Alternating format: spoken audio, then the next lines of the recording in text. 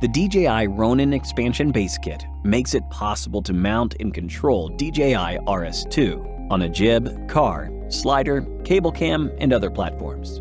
In this video, you will learn how to install and use the DJI Ronin Expansion Base Kit. Detach the battery grip of DJI RS2. Fix the universal base mount onto the desired expansion platform. Connect it with DJI RS2. And tighten the grip lever safety button.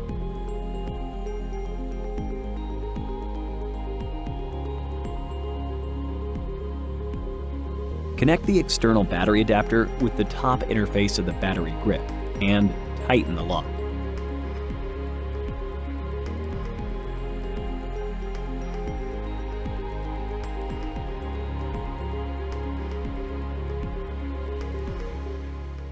Once this is complete, connect the expansion port to DJI RS2 via the RSA NATO port on the right side of the gimbal and tighten the lock. Lastly, use the cables in the box to connect the universal base mount with the external battery adapter and the tethered control handle with the expansion port to complete installation. Power on the gimbal.